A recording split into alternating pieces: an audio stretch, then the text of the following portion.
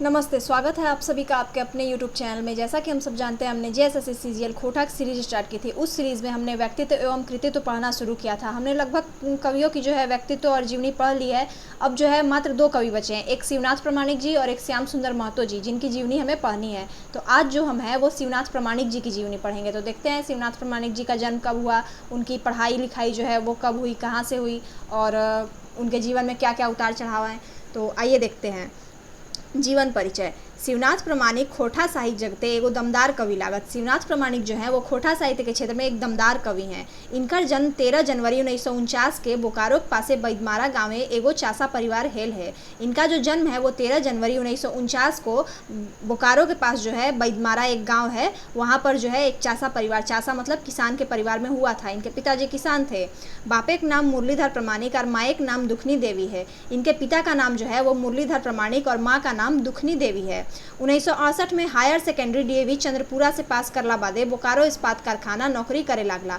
1968 में जो है इन्होंने हायर सेकेंडरी जो है वो 12th को कहते हैं, 12th यानी इंटर इन्होंने पास किया और उसके बाद जो है बोकारो इस्पात कारखाना में इन्होंने काम किया, नौकरी पकड़ ली। 1972 में प्राइवेट से बीए करला। काम करने के साथ साथ ही कितने मेहनती हैं कि उन्होंने जो है 1972 में ही प्राइवेट से बीए भी कर लिया। 1974 में डिप्लोमा इन एसएसडब्ल्यू, 1975 में पत्रकारिता कोर्स करल हत। 1974 में जो है इन्होंने डिप्लोमा इन एसएसडब्ल्यू मतलब सोशल सर्विस वर्कर के तौर पे जो है इसकी डिग्री इन्होंने ले ली और 1975 में पत्रकारिता का कोर्स किया। केंद्रीय अनुवाद ब्यूरो कोलकाता से प्रशिक्षण लेल बाद केंद्रीय अनुवाद ब्यूरो जो है कलकत्ता से जो है ये ट्रेनिंग लिए। 1992 से हिंदी अनुवादक रूपे ओहे कारखाना काम करे लागला, जहाँ से वो रिटायर 2009 में हेल हत। 1992 से ही उसी कारखाना में जो है बोकारो के कारखाना में ये जो है अनुवादक के रूप में काम करने लगे और वहीं से जो है रिटायर हुए। कब रिटायर हुए? तो 2009 में रिटायर हुए। इनकी कृतियाँ जो है वो क्या क्या है वो देख लीजिए।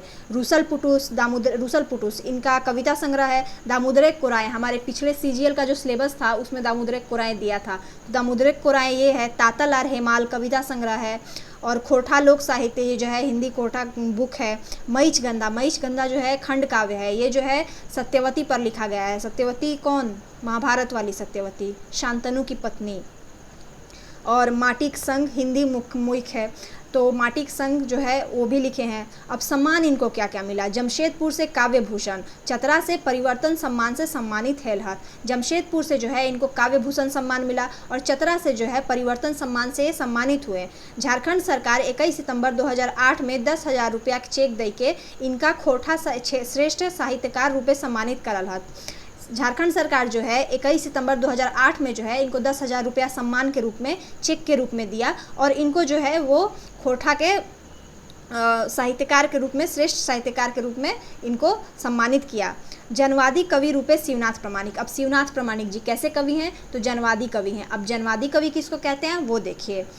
जनवादी कवि रूपे प्रामाणिक जी के देखे खातिर जनवाद कर माने आर ओकर प्रवृत्ति पर एक नज़र रखल बादे ई खोजब कि सच्चे में उनका रचना जनवादी भाव है या कि नहीं।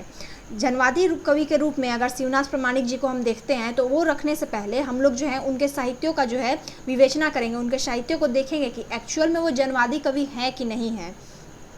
मानव समाज के 2 वर्गे बांटल गए है, बड़ो लोग और दूसर छोट लोग। मानव समाज को है वो 2 वर्गों में बांटा गया। तो ये 2 वर्ग कौन कौन से? एक बड़े लोग और एक जो है छोटे लोग।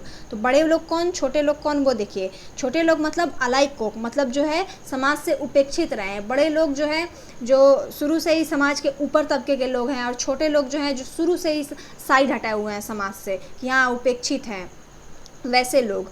तो अलाइक वर्ग के लोग के ऊपर उठवे प्रकृति के जनवाद कहल जा है। जो छोटे तबके से आते हैं, जो लोग निचले तबके से आते हैं, उनके उठने की प्रवृत्ति को जब उनको फील हो कि हाँ हम भी इस समाज के अंग हैं, हमारा भी कोई वजूद है, हम इस समाज से ही आते हैं, हमें साइड नहीं किया जा सकता है, जब वो उठने की प्रवृत्ति उनमें जागती है तो इसे ही जनवाद कहते हैं।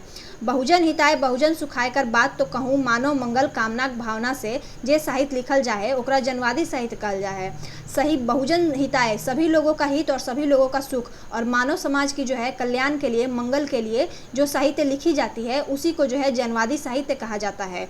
और लिखवैया के जनवादी साहित्यकार और लिखने वाले को जो है वो जनवादी साहित्यकार कहा जाता है। तो हमारे शिवनाथ प्रामाणिक जी कैसे कवि हुए? या साहित्यकार हुए तो जनवादी साहित्यकार हुए। जनवादी साहित्य की मुख्य प्रकृति ई रकम है। जनवादी साहित्य का मुख्य आधार उनकी जनवादी साहित्य जो है उसकी कुछ लाइन्स आप देख लीजिए, कुछ उदाहरण दिए गए हैं। जनवादी साहित्य का मुख्य प्रवृत्ति है अलग और कमजोर वर्ग का बात, अलग और जो छोटे लोग हैं उनकी बात। ई प्रवृत्ति रचना शिवनाथ प्रामाणिक जी रचना पावल जा है उ ऐसा लोग के ईमान पावल हत से ले उ लिखल हत। ऐसे लोगों में जो लोग छोटे तबके से आते हैं, जो दबे कुचले तबके से आते हैं, उन्हीं में ये ईमान पाते हैं। तो इसी बात पर ये 3-4 लाइन्स लिखे हैं। तो उन 4 लाइन्सों को देखते हैं। जकर पेटे भात नय लुगा लेपटल गात नय पैप तो हुआ ईमान ई धरती भगवान सेवा कर मानुष मात्र मानुष ले बड़ केऊ नय। ये लाइन्स आपको याद हैं? एक पथिया डोंगल महुआ में मेढ़ और मानुष जो शिवनाथ प्रामाणिक जी की कविता थी वो वहीं की लाइन्स है। मैंने आपको कहा था कि मेढ़ और मानुष कविताएं जो है उनको 1-2 बार देख लीजिए। अगर आपने अच्छे से देखा होगा, याद कर लिया होगा, तो मेमोराइज़ किया होगा, तो आपको ये लाइन सभी बोलते के साथ ही याद आई होंगी कि इसको कहीं पढ़ा है। मेढ़ और मानुष एक पथिया डोंगल महुआ जो कविता संग्रह था संतोष कुमार महतो जी का, उसी में जो है इन्होंने शिवनाथ प्रामाणिक का जो है ये कविता का संग्रह किया था, संकलन किया था। मेढ़ और मानुष कविता थी, याद रखिएगा। तो एक बार फिर से रिपीट कर देती हूँ। जिसके पेट में भात नहीं, जो लोग भूखे हैं, लुगे लेपटल गात नहीं, जिनके शरीर पर पर्याप्त मात्रा में कपड़ा नहीं है, पैप तुआ हुआ ईमान, आप वहीं पे ईमान पाएंगे, वहीं पर जो है ईमानदारी पाएंगे। ई धरती के भगवान, ये गरीब लोग जो हैं ये धरती के भगवान है। सेवा कर मानुष मात्र, आप बस जो है मनुष्य की सेवा कीजिए। मानुष ले बड़ कोई नहीं, केऊ नहीं, मानुष से बड़ा जो है कोई नहीं है, मनुष्यता जो है उससे बड़ा कोई नहीं है। तो यही जो है इनकी रचनाएं थी। अब इन्होंने बहुत रचनाएं की है। तो आइए अब देखते हैं कि इनकी क्या क्या कृतियाँ रही, की पॉइंट्स के थ्रू कुछ याद करते हैं। तो जन्म इनका जो है 13 जनवरी 1950 को बैदमारा गांव बोकारो में हुआ था। पिता का नाम मुरलीधर प्रामाणिक, माता का नाम दुखनी देवी। शिक्षा जो है इंटर तक किए थे डीएवी चंद्रपुरा से और बोकारो 1968 से 1970 तक। स्नातक जो है निजी कॉलेज में किए 1970 से 73 तक। पत्रकारिता और लेबर ऑफिस में जो है डिप्लोमा इन्होंने प्राप्त की पत्रकारिता में। कलकत्ता से जो है ये अनुवादक के रूप में इन्होंने डिप्लोमा प्राप्त की थी, ट्रेनिंग ली थी। और उसके बाद शिवनाथ प्रामाणिक जी का जो है जीवनी तो आपने देखा ही कि इनका प्रारंभिक जीवन जो है बहुत ही दुख में बीता।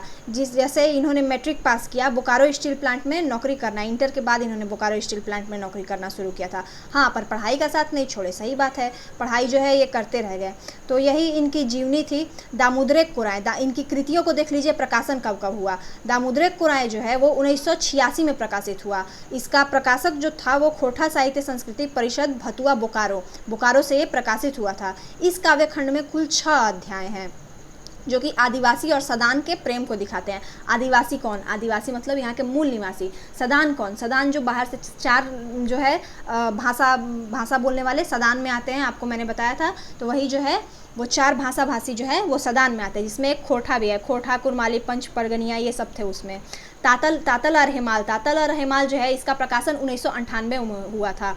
ये जो मैं आपको साल जो बताते जा रही हूँ ईस्वी, इसको आप याद रखिएगा क्योंकि प्रकाशन वर्ष पूछता है। उसके बाद इनकी जो रचना थी वो खोठा लोक साहित्य जो है इसका प्रकाशन 2004 में हुआ था। इस कविता में लोकगीत, मुहावरा, व्याकरण से संबंधित जो भी कुछ है वो सब इसमें है। उसके बाद मईचगंधा मैंने सत्यवती वाली आपको इसलिए मैं बताती हूँ ताकि याद रहे। अब एग्जाम में मईचगंधा आएगा तो आपको ये वर्ड जरूर याद आएगा, सत्यवती वाली। तो मईचगंधा जो है ये खोठा की पहली महाकाव्य है। खोठा का पहला महाकाव्य मईचगंधा, तो इसका प्रकाशन जो है 2013 में हुआ। उसके बाद माटी का रंग, यह झारखंड की संस्कृति खोठा भाषा संबंधित हिंदी निबंध का संकलन है माटी का रंग। तो ये सब इनकी कृतियाँ थी। अब आगे देखते हैं। खोठा में योगदान जो है इनका बड़ा अच्छा योगदान रहा। खोठा गद्य वैद्य संग्रह, बेलनदरी किताब प्रकाशित करवाने में इनका मुख्य योगदान रहा। अब देखते हैं कि इनको सम्मान क्या क्या मिला। तो सम्मान में इनको जो है नगर कवि का सम्मान मिला। यह पुरस्कार उन्हें बोकारो स्टील प्लांट के द्वारा हिंदी विभागों में उनके योगदान के लिए दिया गया था। उसके बाद इनको काव्य भूषण ये साहित्य के लिए इनको पुरस्कार मिला। यह उपाधि जमशेदपुर साहित्यिक संस्थान द्वारा दिया गया। उसके बाद उन्हें दामोदरेक कुराए के लिए चतरा के संस्थान से परिवर्तन सम्मान मिला। उसके बाद इन्हें जो है सपूत सम्मान अखिल झारखंड खोठा परिषद द्वारा जो है इन्हें सपूत सम्मान मिला। उसके बाद सांस्कृतिक सम्मान पत्र भी जो है इन्हें दिया गया। तो यही थी उनकी जीवनी और उम्मीद है आपको सेशन पसंद आया। सेशन अगर पसंद आया तो चैनल को लाइक, सब्सक्राइब एंड शेयर जरूर करें। मिलते हैं अब नेक्स्ट क्लास में एक अंतिम जीवनी के साथ। धन्यवाद।